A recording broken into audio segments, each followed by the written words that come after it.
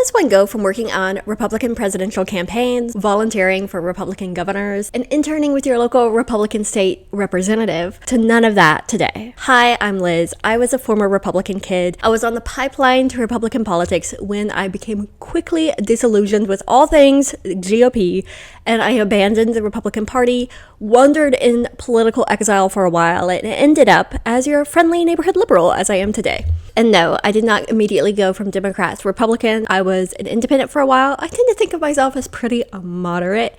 And if you're looking for how I ended up as a leftist, I'm not a leftist. Surprise. But a lot of people have asked me, how did you go from being a Republican to not being a Republican? Because that is a big change. So today I'm going to jump into that story, tell you all about it. If you're new to my channel, welcome. I'm Liz. I talk about whatever's on my mind. And this has been the most asked question I've been getting lately. How did I end up leaving the Republican Party? How did I get out of the right? I was trained to be a right-wing operative, and I am not.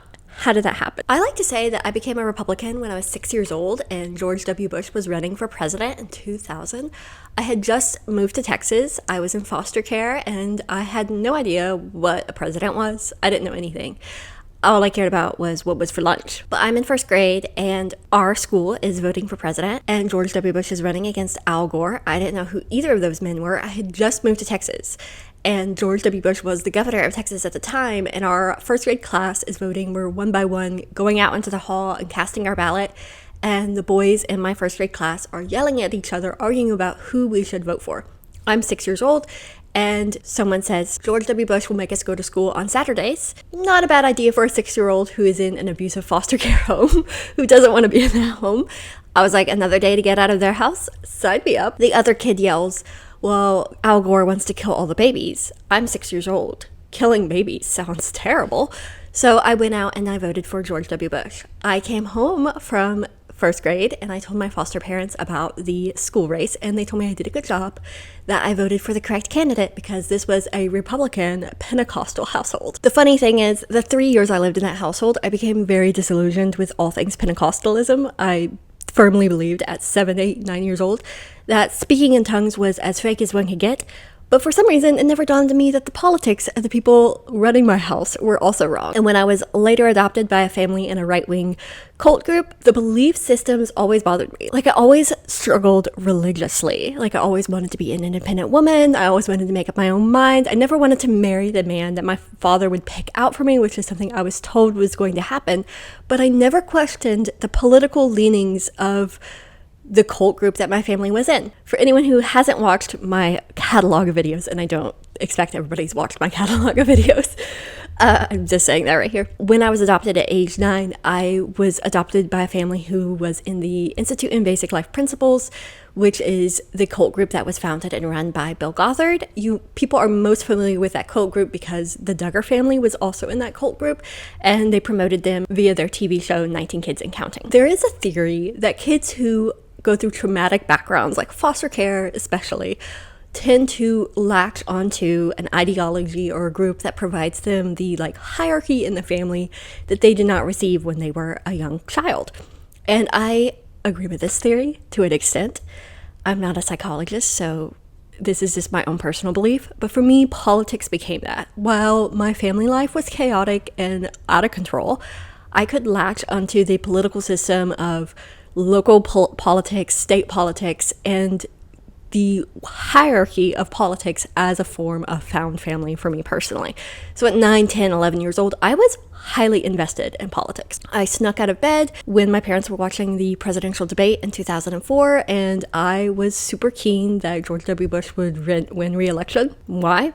I don't know. I just remember crying when he won in 2004 because I was so happy. What was going on in how is a child happy that George W. Bush won in 2004? I'm deeply confused by my own story there. And my parents were heavily involved in Texas Republican politics. My mom was a member of Eagle Forum, which is a Republican women's group, and we went to every state Republican convention. They're held every 2 years, and from my earliest memories are going to the state Republican conventions in San Antonio and Fort Worth. And as soon as I could, I knew I wanted to be a Republican delegate to these conventions. You have to be 18 years old and vote in your precinct, and I wanted that. I wanted to be a person who was helping make policy decisions for my state and country. It just really deeply mattered to me because I was a nerd, apparently. I'm not arguing that I wasn't a nerd. I was a huge nerd.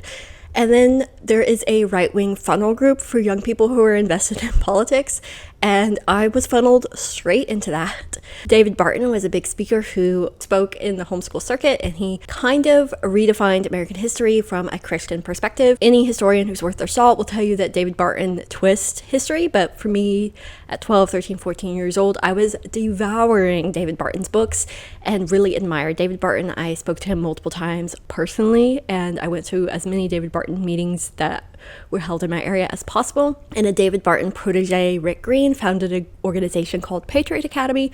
And as soon as I learned about Patriot Academy, I wanted to go. It was a week-long political convention in Austin, Texas, at the Texas State Capitol, where teenagers got to simulate governing. So you would go, and if the first through third years, you were a Texas State representative, third year students and above were senators. You had to pay for this. So I think I raised $1,500 to go. I spent all my summer money that I earned working a job in our homeschool circle. I had a job at a family farm, and I spent all of that money going to Patriot Academy. Patriot Academy, I cannot tell you the level of propaganda. It was absolutely insane.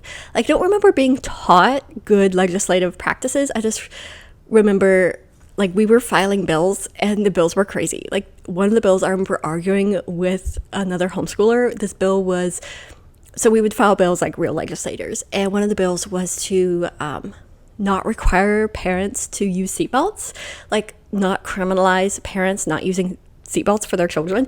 And as someone who came from foster care, who knew that parents were neglectful, like had neglectful biological parents, that deeply bothered me. And I remember arguing with him that, like, if we didn't require parents to use seatbelts and decriminalize this, that children would die. And being told, but the government has no right protecting children. This is not the government's duty.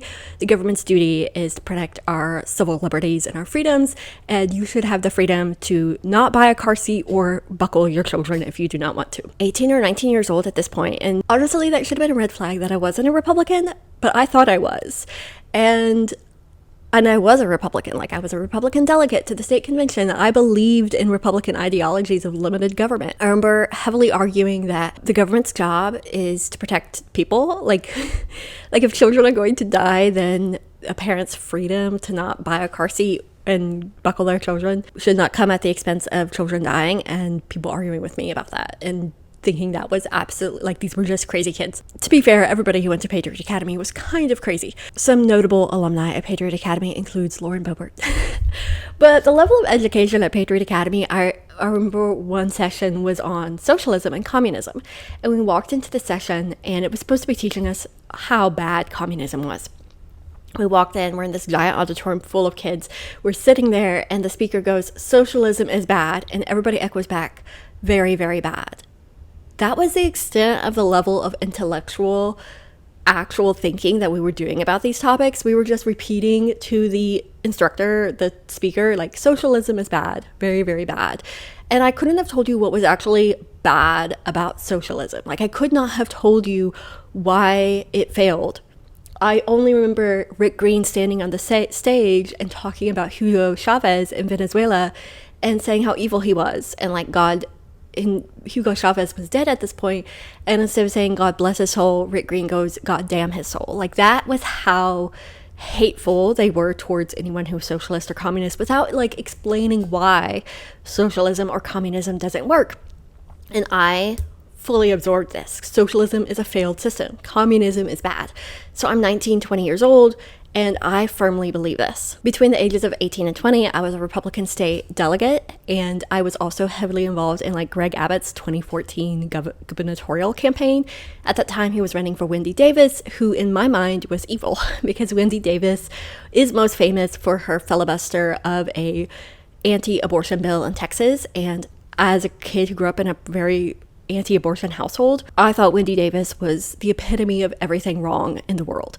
I remember we would have, like, 40 days of life in the spring, and for 40 days, like, every Sunday of those 40 days, we would go outside on the street of our little town, and we would hold signs and pray for an hour after church that people would not have abortions. We would go to the annual pro-life march in Austin every year, and I remember my dad being so upset because more people didn't go to this annual event. There were like 3 pillars of what made being a Republican to me like stand when I think of my childhood and like what was a Republican. A Republican was someone who is anti-Obama, the Tea Party, anti-Obama, Obama's the devil, Muslims are trying to take over America. That was definitely a pillar of being a Republican. 2, Republicans are anti-socialism, and 3, Republicans are pro-life and anti-abortion activists. That made up what the Republican Party was. But I'm also at the same time being exposed to other people's experiences and starting to wind those into my worldview. At 19 years old, I was working at a Christian summer camp, and some of the other camp counselors were Hispanic. And as I was working with them for the week, I found out that a lot of them were undocumented. They were brought to the United States when they were children. And at this time, DACA was a heavy conversation, and Congress was failing to pass DACA, Deferred Action for Childhood Arrivals, which would guarantee these kids legal status. We're the same age. I'm 18 or 19 years old at this time. My fellow camp counselors are also 18 and 19 years old. And I learned that a lot of them would not be able to go to college because of the immigration system and how they did not have the proper paperwork because they were brought here as kids. And I was just appalled by that. I thought that was absolutely terrible. Like, these kids should not be punished because of like a broken immigration system. It's not their fault that they were brought here as kids. And just because I happen to have been born in North Carolina, I somehow had more access and privilege to an education, and I was getting excited to like apply for college and like have a future. And I never had to think, oh, I don't qualify for a passport or a driver's license, while these kids I was working with, the same age as me, were dealing with that and were like fearful of getting deported. And I thought that was absolutely terrible. And I went home to my parents and I was like telling them about this. And my parents agreed, yeah, that is terrible. But the president should not have the executive authority to fix it. Like, passing DACA from President Obama is a bad thing because that should be an act of Congress. And my response to that is, well, why doesn't Congress go out and fix the laws? And I was never given a clear answer why Congress would not fix the laws. And from that point on, I realized that I did not care if people came to the United States illegally. I just wanted there to be a legal path to citizenship for everyone. Like, I did not agree with deporting people. I did not agree with building a wall. This is in 2014. This is around the time that DACA is passed. I don't remember the exact year that happened, but I remember my fellow Republicans saying, oh, this is bad. Like, the president shouldn't do this. And my response is, well, if the president shouldn't do it, Congress, which is Republican at this point, should go out and change the law and allow these people access to the same privilege that I have. Like, no one should be denied access to an education because they don't have the right paperwork, basically. And 19 years old, I was really upset by that. Like, my whole life I had dreamed of going to college, and I could not imagine that dream being taken away because I moved to the US when I was a kid, and I just had this like sense of injustice. And I also was heavily Christian at the time, and the Bible very clearly states you should not punish children for the sins of their parents. That was like a biblical principle that I knew. And when it came to US law, I was told like our laws are based on the Bible. That was what David Barton taught in all of his history classes. That's what Rick Green said at Patriot Academy. So if our laws are based on the Bible, then our laws should be pro-immigration, pro-children, like they should be pro-helping the poor, because that is written into the scripture. Like, the number one requirement of leadership in the Bible is to be kind to the foreigner and to be kind to widows and orphans. And if that is the number one requirement in the Bible, isn't that what our leaders should be doing who claim to be Christian? That was what I believed at 19 years old. And as I went to college, the 2016 presidential campaign was right around the corner. So as a young Republican, I am looking for a presidential candidate who will do that, who will endorse policies that are good for immigrants, good for children, and will make America better. That is what I was looking for in a presidential campaign. And I knew that I wanted to work for a Republican presidential campaign because I'm young. I'm 20 years old at this point, and I am excited for the 2016 presidential election. My first election that I ever voted in was Mitt Romney's election in 2012. I did not vote for Obama. I voted for Mitt Romney. That was the very first election I ever voted in, and I did not like Mitt Romney. I thought he was like boring. Like, I remember not being enthusiastic about Mitt Romney and not understanding why we cared as a Republican Party to rally around this guy who seemed like toast. Like, he seemed like as interesting as butter on toast. And in 2016, I was looking for a candidate who would be inspiring, who would bring the party together, and who would also fight for immigration reform, because I really did care about immigration reform. That experience of working with those camp counselors and their struggles in the United States as the children of immigrants just really became a part of what mattered to me when it came to politics. And when I looked around at the presidential field, there was a lot of my friends, because I was from Texas, thought I would volunteer for Ted Cruz. They thought I would try to work for Ted Cruz's campaign. But I really felt at this point, this sounds so weird, but I just felt like Ted Cruz was disingenuous. I did not trust him. And I felt like Ted Cruz was just catering to like the angriest voices in the Republican Party, and I did not like that. And at the time, there was an immigration bill in the Senate that I thought was a really good immigration reform bill. It's famously called the Gang of Eight immigration bill. And it died in the Senate because of the Tea Party, and I was very, very upset by that. And there was only one person running for president who had been behind that immigration bill and had like put his money where his mouth was, and that was Marco Rubio. When I started college, Marco Rubio, very soon after I started college, announced his run for the presidency, and I immediately knew I was going to vote for him in the Republican primary. So I reached out to his campaign. I knew he had campaign reps on my college campus, and I was like, sign me up. I want to volunteer for Marco Rubio. I don't want to volunteer for Ted Cruz. And at the time, I thought Trump was a joke candidate. I remember the first debate with Trump and everybody else, watching it and being horrified by Trump, because he was everything I had been taught to not be as a Republican.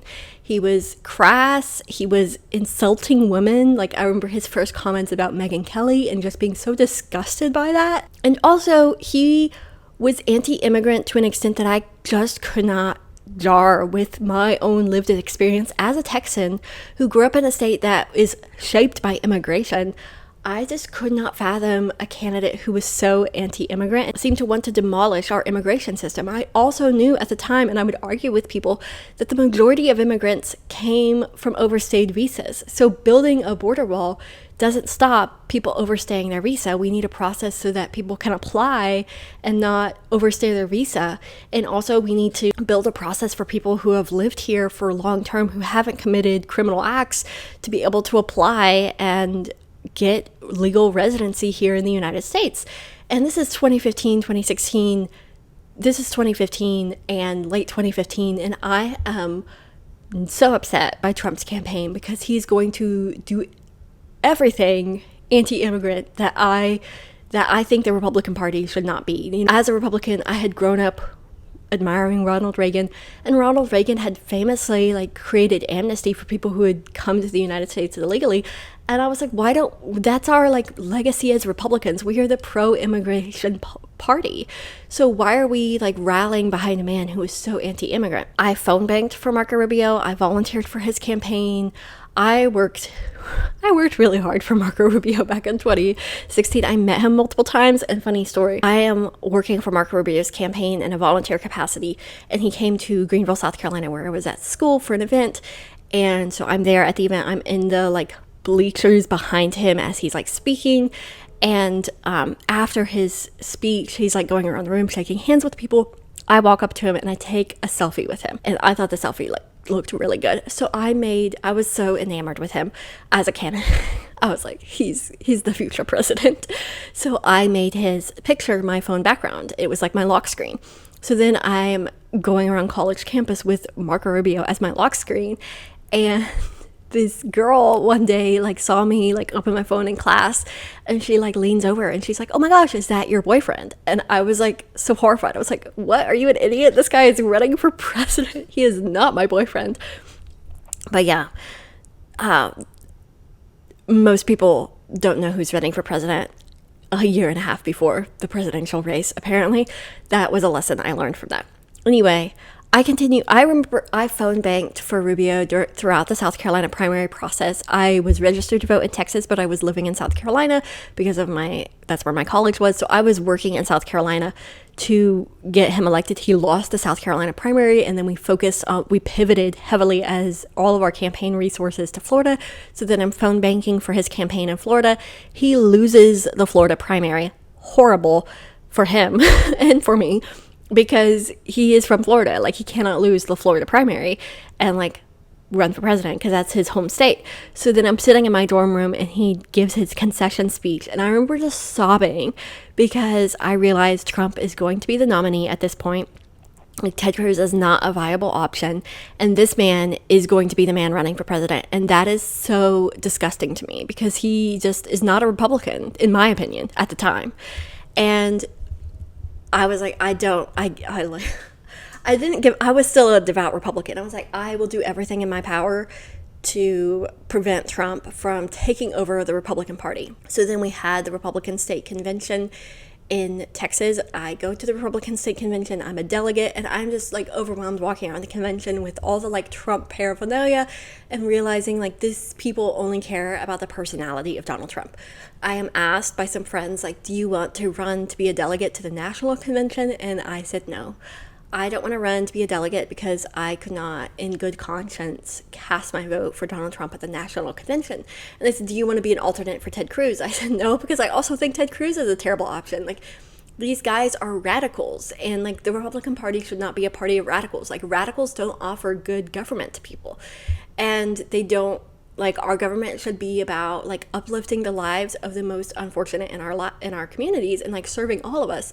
And what they're offering is not doing that. And that was deeply rooted in my faith at the time, in my Christian values, and just what I thought made for good government, and what I thought made for good governing. So the convention wraps up, and I remember walking away from the 2016 Texas Republican Convention, and I thought, will I ever go back to this? Because these people are not the people that I grew up with at the party. The party is becoming so hateful and so xenophobic, and just not a party that's like moving America forward. They're like wanting to centralize power in the United States under one man, and they just seem like they don't actually care about the Constitution and everything they taught me to care about. They seem like they're more concerned with just like hating people. And I was like, that's not what it means to be a Republican. So I'm going to just back away from Republican politics until Trump loses. When he loses, then I'll get back involved in the party, and the party has learned its lesson, and these like crazy Tea Party people. And I grew up knowing I was intimately familiar with the Tea Party people because my mom was like invested in the Tea Party movement.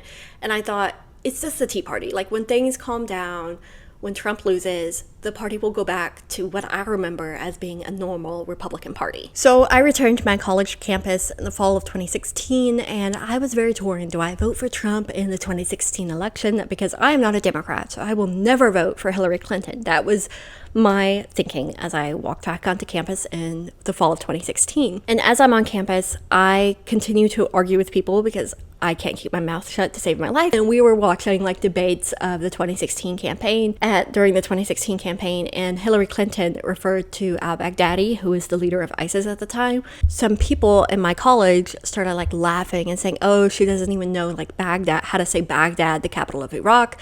And I turned around and I like scolded them, maybe is the word. I don't know. I just said to them, like, y'all don't know what you're talking about. She's a former Secretary of State. Of course she knows the commander of ISIS, and you don't even know what she was talking about because you're so dumb that you don't even know how to listen to a woman who's in a position of authority. It was pretty radical of me to say that on a Christian college campus. And from that experience, I was labeled like the campus Democrat, and I was really offended by that because I was not a Democrat. I just thought these people were annoying, very patriarchal, and it was very frustrating to be labeled a Democrat when I was not. Like, I was a card-carrying Republican. Like, I had been a Republican state delegate for 3 state conventions at this point, I believe. Yeah, 2012, 2014, and 2016. So I was a card-carrying Republican. I was not in any way, shape, or form a Democrat. And when the November election came around, of course, I'm voting in the state of Texas. Of course, it's going to vote red. So I considered, like, do I vote for Trump or Hillary? And I decided, like, the Republican Party needs to know that there are many Republicans out here who do not like Trump. And because Trump is going to win Texas no matter what, I think voting independent will send a signal to party leadership that there are a significant portion of people who are unhappy with Trump as the candidate. So I voted independent. There was like a Mormon candidate running, and I just voted for him he was like, I don't think it was the Constitution Party or the Green Party. It was just like this random Mormon guy, and people were like, oh, he might win the state of Utah. He did not, but that's who I voted for in 2016. Well, when Trump wins, I was a little shocked. I wasn't sad. I was just like shocked. I was like, wow, that's crazy that like he could win. Like, I didn't think he could win, because in my mind he wasn't even like a Republican. He was just a con man who was like taking over the Republican Party, and I didn't think he could win. Like, I didn't think he was a good candidate. So I was a little shocked. I didn't think Hillary was a great candidate. I just thought Trump was a terrible candidate. But I was like, okay, we have good people who won their re-election, like Marco Rubio, so they will keep Trump from being crazy while he's in office. That's genuinely what I thought. I was like, nobody's gonna let him like ruin the Republican Party. They're going to prevent him from like surrounding himself with yes men and doing whatever the heck he wants, and like being anti-NATO. Like, being Republican is like free trade, pro-NATO. Like, that's a pretty basic tenet of being a Republican, like my entire life at this point. I was just really, really exhausted with Donald Trump, which I think a lot of people can relate to. So I was like, I gotta stop being so like politically engaged. So I tried to take a step back and just like let it happen. I don't even think I watched the inauguration in 2016. I was trying to tune it all out. And then I was like, okay, what's the best way to tune out American politics? Is to go overseas. So in the summer of 2017, I decided to go to China for the summer. I was working with a group from our college to help incoming freshmen at an international university in Shanghai get accommodated to like an English style classroom. So we were doing like ESL lessons and like basic lessons before they started like a freshman year at an American style university in Shanghai. Best part about this in my mind at the time was I was going to be away from American politics for an entire summer. Like, I was so tired of like people arguing on Twitter and like the constant exhaustion of who Trump is and when he's president and what it's like. I just was like, oh my gosh, I am so excited to be done with all this. So I get to China, and of course, remember, from the time I was a little kid, like, socialism and communism are the great evils in life. Like, socialism is bad. Very, very bad. So I get to China, and it was not bad. Like, yes, the Chinese Communist Party is terrible. Like, it is objectively a terrible political system.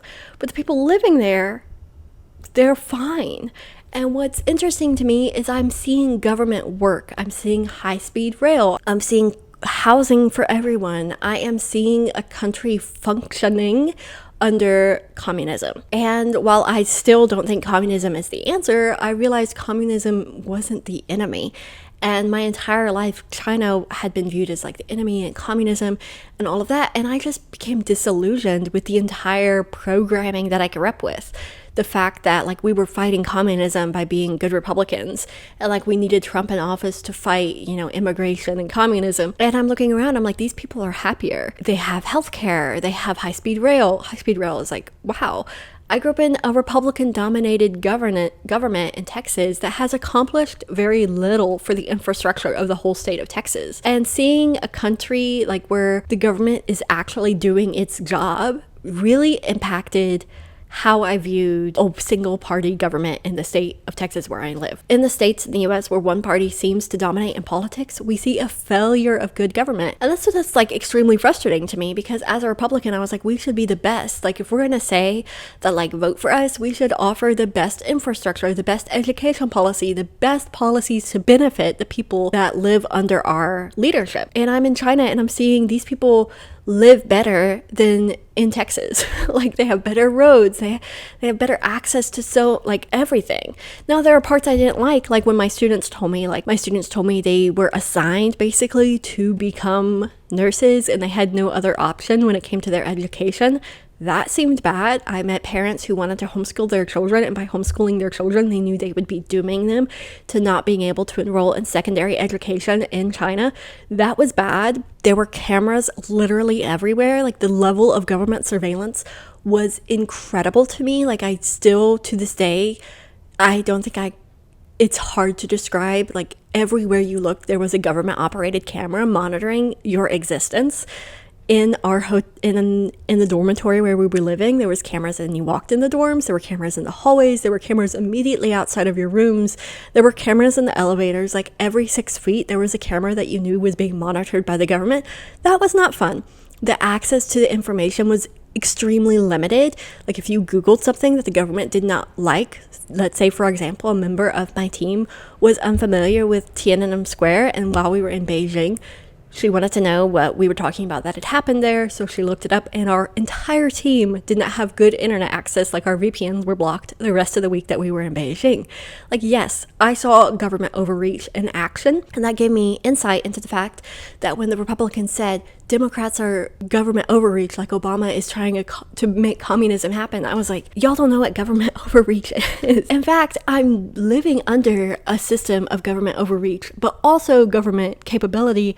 And I'm seeing that's not what life was like under Obama. And like the fear that Obama was like a communist, y'all are making that up. Like that's you're literally lying to me. And so I came back to the United States and I was like, y'all are afraid of something that you don't need to be afraid of. You need to, instead of governing off of fear, you need to govern off of good policy and actually provide people the tools and resources to live a better life. Because somebody in China should not have a higher standard of living than in the United States. And I'm not saying a lot of people in China do have a higher standard of living, but the resources that the government provides, like the infrastructure that the government provides, whether it's healthcare or mass transit or housing, it is provided well under the Chinese government. If you've been in power in the state of Texas for 30 years, literally my entire life, and you have not provided good infrastructure that doesn't collapse during an ice storm, if the roads in Dallas, you can't get from one side of Dallas to the other in less than an hour because of massive problems on the interstate, when you could be investing in high-speed rail, that's ridiculous. But instead of investing in good governing and like actually benefiting people, all I saw was a Republican Party that was interested in anti-immigration and following the whims of Donald Trump. And when I came back from China at the end of 2017, that's when I officially realized I'm not a Republican. And when my mom asked me, like, do you want to go to the 2018 state delegate convention? I said, I didn't even vote in the primary, Mom, in 2018. I am no longer a Texas Republican. And my mom thought that meant I was just no longer like a Republican in the state of Texas. I didn't want to be involved in Texas Republican politics. But for me, I officially left the party after I returned from China. It probably took me like 6 to 9 months to officially like give up on the Republican Party. But China made me realize that the Republican Party was built on fear-mongering and catering, and by that point, catering to the personalities of one man, and it did not offer solutions for average, everyday Americans. When I look back on the Republican Party, there are some things that make me laugh, like how badly I was indoctrinated and how badly I was treated. So like one example is I went to Patriot Academy. I came back from Patriot Academy and I went to my local Republican Party and I said, hey, I want to be more involved. I want to help out more. What can I do? Like, how can I work for the party? And you know what they did? They assigned me to run and host our yearly annual dinner, which was really cool that I got to do it. Like at 18, 19 years old, I'm hosting a dinner for 300 people. Literally, is that the only thing they could see a woman doing, is hosting a dinner? It's just like things like that make me laugh, and like how indoctrinated I was by the Republican Party that I could not clearly see the like sexism and things like that of that nature. Just like made me like, ugh. The number one question my mom asks me today is like, how can you be a Democrat when it comes to we raised you to be pro-life? And honestly, when I left the Republican Party, abortion did not cross my mind, which seems extremely selfish. But I am a woman, so I'm allowed to be selfish about not thinking about abortion. Yes, it is a right that matters deeply to me because I live in a state that severely restricts abortion rights, but it was not a thought that crossed my head in 2018, 2019. When I considered abortion versus non-abortion, I considered the whole life of people and the fact that the Republican Party may care deeply about children before they're born, but the quality of life they would offer in governing in the state of Texas, for example, where I was from and where the Republican Party had governed for 30 years, being a child in the state of Texas, you are less likely to have a good lit life compared to your parents.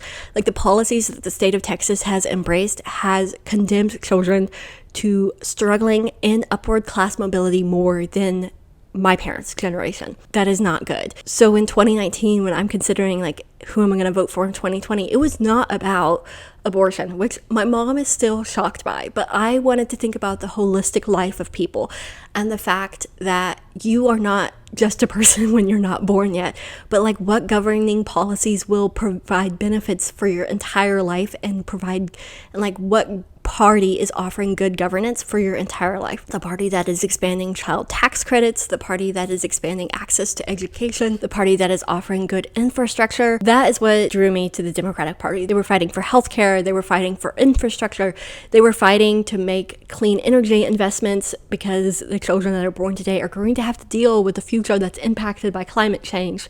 The big policies that drove me out of the Republican Party, 100% immigration, 100% American isolationism, and 100% the fact that the Republican Party seemed, when I left it, to be completely built on the back of lies, that they were protecting us from communism, they were protecting us from an invasion of immigrants, and that Trump was the best person to do all of that. And like, I just, at night in 2019, I didn't believe any of that. And I still to this day do not believe that. I don't believe America's problems are caused by immigration. I don't believe that America's problems are caused because of the Chinese Communist Party. And I don't believe that Donald Trump is the person that can fix it. I think our policies are caused by an inability of our government to do the job of governing, to make sure that all of us have access to education, healthcare, and housing. And if the Republican Party doesn't offer solutions to education, housing, and healthcare, then they are a failed party. And because I have lived in red states my entire life, I have lived in Texas, Florida, and South Carolina. All three of those are states that are completely dominated by Republican policies, and they also deal with massive issues when it comes to education, housing, and affordability. I understand blue states also deal with that, but I live under Republican politics, and if Republican policies aren't providing solutions in my state, I'm going to vote for the opposite of that. If I lived in a Democratic-controlled state, I could understand like not believing the Democrats offer solutions to housing, healthcare, and affordability. But because I live in a Republican state, I'm seeing firsthand the failures of Republican governments, where the state of Florida cares more about banning books in schools than making sure that the state is prepared for hurricanes and that housing insurance prices come down. Anyway, this is a long video, but I hope it answered the question like why I left the Republican Party, why I became a Democrat, and maybe it left you with more questions, because it's not like a 5-part outline of like why I left the Republican Party. I wish it could be as simple as like, here's the 5 things that happened, and here's the answers that I see in the Democratic Party. Honestly, I see a system that is deeply flawed and a Republican Party that is only interested in securing power and wealth for themselves in a place like Florida, where I live, in a place like Texas, where millionaire oil donors prevent, mass transit from happening. The Democratic Party in my lifetime has been the only party that will actively have candidates speak out against millionaire donors preventing progress. And I hope in 2028 that we see a candidate who is strong against corporate backing, against corporate power, who will fight for the strength of the government to do big things without being weighed down by corporations and mega million donors. Anyway, y'all, thanks for watching. I hope you enjoyed the video. Please, this was like a very highly requested video. I hope it lived up to expectations in some way and was interesting to watch. If you got this far in the video, let me know. I am thinking about doing a video on Zoran Mandani and like the future of Democratic campaigning, because his campaign was beautiful, so beautiful, and I'm excited to see his campaign as he fights Eric Adams in New York City. That is a video I'm thinking. I also want to do a video on like leftist versus liberals. That's another video I'm thinking about. And let me know any other topic that you would be interested in seeing some commentary or reactions or thinking out loud here on the channel. Don't forget to like and subscribe, and if you want to, join the channel to become an exclusive member and get some exclusive content that I'm sharing only with members, and to get more say in like what happens here on the channel. Till next time, I'm Liz. I'll see y'all all over the internet. See ya.